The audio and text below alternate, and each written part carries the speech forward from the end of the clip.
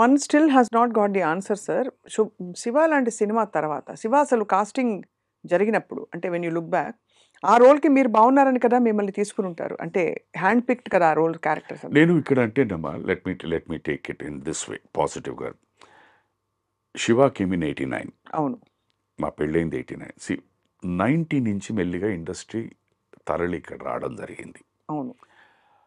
ఆ దీంట్లో ఏంటంటే అప్పుడున్న పెద్దలు they put certain conditions or norms saying that ఇక్కడున్న వాళ్ళని యూ ప్రిఫర్ దెమ్ అని.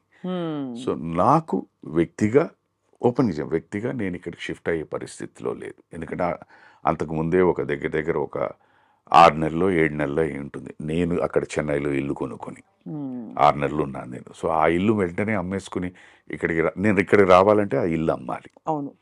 దాని మీద కాస్త కొద్దిగా అప్పు ఉంది. సో అప్పు తీరిస్తే కానీ నేను అమ్మలేను. సో ఈ పరిస్థితుల వల్ల వన్ బై వన్ నన్ను రోజుకి ఒక్కొక్క మెట్టు వెనకాలకి లాగేసింది. సో నేను షిఫ్ట్ అవ్వలేదు. ఒక ప్రదేశం వదిలేసి ఒక ఫ్యామిలీతో ఇంకో ప్లేస్కి షిఫ్ట్ అవ్వాలంటే సామాన్య విషయం కాదు. అందులో అక్కడ నాటుకుపోయి అంతకాలంగా అవన్నీ వదిలేద్దామా, నాటుకుపోవడాలు ఇవన్నీ వదిలేద్దామా. ఒక మామూలు మన ఇందాలు మాట్లాడుకుని ఒక మధ్యతరగతి కుటుంబం ఆర్ లిటిల్ అప్పర్ క్లాస్ దీని మీద అనుకుంటే, అండ్ మధ్యతరగతి అంటే మళ్ళీ మీరు సార్ పేరు తీసుకొస్తారేమో, అందుకని అది కాకుండా దీని నుంచి ఇక్కడ బయటికి రావాలంటే ఇట్స్ వెరీ డిఫికల్ట్ థింగ్. నేను అది చేయలేకపోయానమ్మా. సో ఆ దీంట్లోని నేను ఏమైనా మిస్ అయిపోయి ఉంటాను అది కూడా అలా అనుకుంటా. Let us take it like that. So ఆ దీంట్లో ఐ మిస్డ్ ఇట్. ఎందుకంటే అప్పటికేమైపోయింది, అప్పటిదాకా నేను పనిచేస్తున్న దర్శకులందరూ వాళ్ళెవ్వరికి డైరెక్షన్ ఛాన్సెస్ రాలేదు. కొత్త క్రాప్ ఆఫ్ డైరెక్టర్స్ వచ్చేసారు, న్యూ క్రాప్. సో వాళ్ళందరూ they were preferring artist year. వాళ్ళకి ఆల్రెడీ ఉన్న సర్కులు తెలిసిన వాళ్ళతో దే వర్ డూయింగ్, అండ్ ఆ సినిమాలన్నీ సక్సెస్ఫుల్గా వెళ్తూ ఉన్నాయి. So the trend change. అది ఆ దీంట్లో నేను ఫిట్ అవ్వలేదు. లేదు సుధాకర్ చేత ఇది చేయిద్దాం, పిలిపించండి అన్న పరిస్థితి రాలేదు. They were someone others. Shiva బాగా ఎంజాయ్ చేసి ఉంటారు కదా సార్ ఆ షూటింగ్. కరెక్ట్గా అంతా if you take the entire average age group of అందరూ, ప్రొడ్యూసర్స్ కానీ, డైరెక్టర్ గారు కానీ, కెమెరామెన్ గారు కానీ, we would all be around 25-26 years average తీసుకుంటే. సో ప్రతి ఒక్కరూ వారి కాలేజ్ అనుభవం, వారి కాలేజ్ ఎక్స్పీరియన్సెస్, చిన్న ఇన్సిడెంట్స్ అవన్నీ చెప్పేవారు. Enjoyed working with it. Varma గారితో ఎలా ఉండింది సార్ యువర్ జర్నీ? అమ్మా నాకు ఆ రోజు నుంచి ఈ రోజు వరకు చెప్తున్నానమ్మా, he is a person who believed his consciousness. వారి నమ్మకం అది. he was clear, నాకు ఇది చాలు, ఇది వర్కౌట్ అవుతుంది. అప్పుడు ఎలా ఉన్నారో ఇప్పుడు అంతేనమ్మా. దట్ గట్ ఫీలింగ్తో he was the same. నాకు వారిలో ఇంత మార్పు కూడా నాకు అనిపించలేదు. ఆ రోజు ఎలాగున్నారు, this is okay, this is perfect, workout అవుతుంది. ఇవాళ అంతే.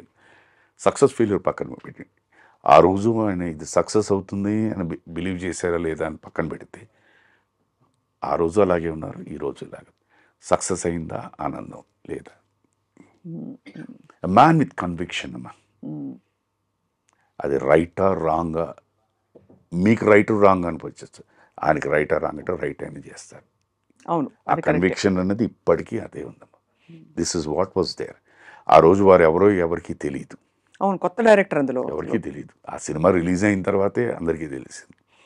ఆ రోజు ఏ కన్విక్షన్ అయితే ఉందో ఈ రోజుకి ఈ క్షణాన్ని కూడా అదే conviction. No change.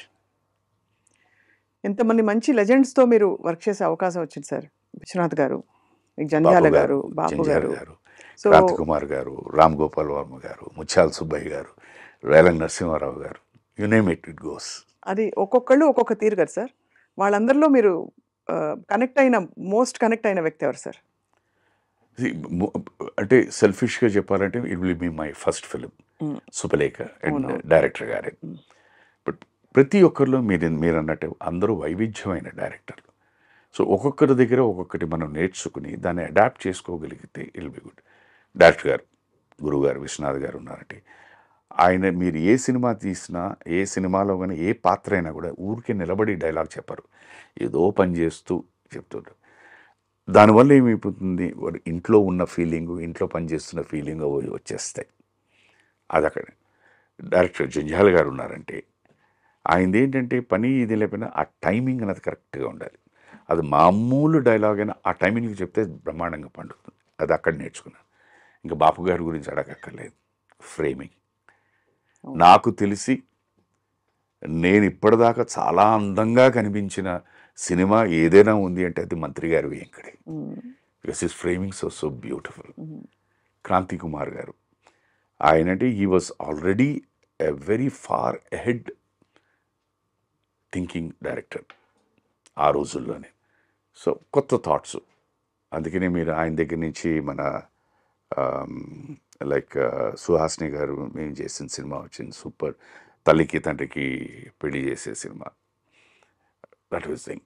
Then comes Vamsi గారు, pure pure pure Godavari nativity musical. ఆయనకి ఏ షార్ట్ తీసినా డైలాగ్ చెప్పినా మ్యూజికల్ ఆ మ్యూజికల్గా ఉండాలి. ఆయనకి ఇళయరాజా గారు, ఆయన ఎన్నో సందర్భాలు సుధా తగ్గ ఇలా అలా పరిగెట్టుకుంటా, నువ్వు ఇలా పరిగెట్టుకు వచ్చేకదు, ఇప్పుడు దీనికి రాజాగారు ఇలా ఇస్తారు. మీరు ఆశ్చర్యపోతారమ్మా, వాళ్ళిద్దరి మధ్య ఉన్న ఆ వేవ్ లెంత్ ఏమిటి అన్నది నేను ప్రాక్టికల్గా ఒక ఎగ్జాంపుల్ చెప్పగలుగుతాను. రాజా సార్ అండ్ వంశీ గారు. వంశీ గారు చెప్పండి ఇద్దరు అసలు ఈయన ఇలా చెప్పేవారు సెట్లోని. మనకి ఏదో ఓకే అని ఏదో అనుకో అలాగేనా అండి ఓపెన్ చెప్పారు. ఒక సందర్భంలో సార్ ఎందుకో ఫోన్ చేశారు, నేను రావచ్చా నైట్ అని. రండి సార్ అన్నాను. ఆయనతో పాటు ఇంకో ఎవరో మ్యూజిషియన్ వస్తారండి. సార్ నో ప్రాబ్లం ప్లీజ్ కమ్మండి, నేనేమైనా తీసుకురావాలా వచ్చారు. కూర్చొని మాట్లాడతాం, ఆ మాట ఈ మాట మాట్లాడతాం. ఎందుకో తెలియకుండా అటు ఇటు వంశీ గారు రాజా గారు టాపిక్ వచ్చింది. వెంటనే ఆ మ్యూజిషియన్ అన్నారు, వంశీ గారి పేరు చెప్తుంటే, సార్ ఇవాళ మేము ఒక ఏదో చిన్నది అయినా కంపోజింగ్ దీంట్లో ఏదో ఇచ్చేసారండి, చేసిన తర్వాత అది మార్చని చెప్పి అది నోట్ చేసి పెట్టుకోండి, వంశీ ఏదో సినిమా తీస్తున్నాడు, ఎక్కడో ఒకటి బీజిఎంకి దేనికో పనికొస్తుంది అన్నారండి. నేను అలా ఉండి బ్లాంక్ అయిపోయాను. సడన్గా సార్ ఏమైపోయాను, లేదు సార్ ఇప్పుడు సార్ ఈ మాట అంటున్నారు, రాజా గారు ఇలా కంపోజ్ చేసి ఇది ఉంచండి, ఇది ఇప్పుడు వాడద్దు, వంశీ గారు ఏదో డైరెక్ట్ చేస్తే దానికి ఎక్కడైనా బీజిఎంలోనో లేకపోతే ఏదో షార్ట్లో వాడదామని. ఆయన నాకు ఒక సందర్భంలో సుధాకర్ నువ్వు ఇలా పరిగెట్టుకుంటురా అని చెప్పి పరిగెట్టుకిచ్చి దీనికి ఈ మ్యూజిక్ ఇస్తారన్న. వాట్ ఏ కోఇన్సిడెన్స్ అండి. దట్ ఈస్ వై వాళ్ళిద్దరి మధ్య వచ్చిన మ్యూజిక్, వాళ్ళ సినిమాల్లో వచ్చిన మ్యూజిక్ సో బ్యూటిఫుల్. ఈయనేమిటి, ఈయన టేస్ట్ ఏమిటి అనేది రాజాగారికి తెలుసు. రాజాగారు నేను తీసిన దానికి రాజాగారు నాకు ఎలాంటి మ్యూజిక్ ఇస్తారనేది ఈయనకి తెలుసు. అవును, ఆయన ఎన్ని సందర్భాల్లోనూ చెప్పేవారు, ఇది ఈ సీన్ ఇలా ఫ్లాట్గా ఉందని అనుకుంటున్నావు కదా, రాజాగారు దీనికి ఇచ్చేస్తారు, will make it to super scene ఆ బ్యాక్గ్రౌండ్ అని. ఆయన ఏమన్నట ఏదో తీసుకుని వస్తాడు, దానికి ఇవన్నీ బాగా పనికొస్తాయి మనకి అని. ఆయన దోస్తీ కూడా ఉంది కదా సార్, చాలా మామూలు దోస్తీ కాదు. అది ఇవి ఏంటంటేనమ్మా, ఇవి నేను ఒక్కొక్కసారి ఇప్పుడు మళ్ళీ అగైన్ మనం అనుకుంటామమ్మా, ప్రకృతి అంటామా, ప్రకృతి అంటే మన లేటెస్ట్ ప్రకృతి అంటే మామూలుగా ఇది సృష్టి, భగవంతుడు ఆ వేవ్ లెంత్ క్రియేట్ చేశాడు కదా. అంతే కదా సార్, ఆ వేవ్ లెంత్ అన్నది ఎంత ఇంపార్టెంట్. లైఫ్లో ఎక్కడో ఈయన రాజమండ్రిలో షూటింగ్ చేసి అజయ్ గారు ఎక్కడో మెడ్రాస్లో ఉంటే ఇక్కడ నీకు ఈ షాట్కి ఈ మ్యూజిక్ ఇలాంటిది ఇస్తారు అని చెప్పి ఈయనని ఆయన అక్కడ కంపోజ్ చేస్తూ ఏదో చేసుకుని వస్తాడులే ఇది పనికొస్తుందని ఆయన అవి వింటూ ఉంటే మాత్రం దట్స్ సో బ్యూటిఫుల్. ఇవాళ అవి మిస్ అయిపోతున్నాం. ఇలాంటి విషయాలు వినడానికి ఎక్కడ ఛాన్స్ దొరకట్లేదు, అసలు తీరికే లేదు సార్, అసలు దొరకట్లేదు. అదొక్కటే అప్పుడప్పుడు అనిపిస్తుంది అనమాట. ఆ రోజు మొన్న కూడా ఎవరో ఈ మధ్యన ఎప్పుడు చెప్తున్నారు, ఏదో సార్ ప్రస్తావన ఏదో వచ్చి ఆయన అంత బిజీగా ఉన్నా కూడా వచ్చి ఫస్ట్ అప్పుడు లైవ్ రికార్డింగ్ కనుక అందరు మ్యూజిషియన్స్ అందరినీ పలకరించి మాట్లాడి వచ్చి నేర్చుకుని వెళ్ళిపోయాడు. ఆయన కూడా అనేవారు, అది మిస్ అయిపోతున్నానండి, ఏదో వెళ్తున్నాను, ఏదో రూమ్లోకి వెళ్తున్నాను, పాడుతున్నా, వెళ్ళిపోతాను, ఎవరు కనిపించట్లేదు, వి మిస్ దట్ అండి అని. సో అందుకని బయట ఎప్పుడైనా ఎవరైనా కలిశారంటే గంటల తరబడి మాట్లాడుకుంటుంటారు, ఏ పెళ్ళిళ్ళలోనో వాటిలోనో. ఇప్పుడు అసలు ఆ వాతావరణాలే మారిపోయాయి సార్. మిస్ అయిపోతుంది. ఈవెన్ షూటింగ్లో కూడా ఇదివరకు ఏంటంటే షూటింగ్ స్పాట్ కూడా ఎక్కడ ఉన్నా ఒక మర్రి చెట్టు ఉండేది. ఆ చెట్టు కిందే అందరం కూర్చునేవాడు.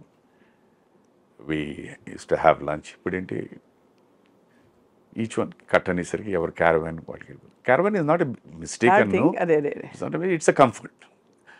దాంతోపాటు ఏమైపోయిందంటే బహుశా నేను ఎక్కువ ఎలా ఆలోచిస్తానంటే ఈ మొబైల్స్ అని వచ్చిన తర్వాత that is taken you to privacy. Everybody has their own world. So దాంతో ఎందుకంటే every one wants to get cut off. ఎవరు లోకంలో వాళ్ళు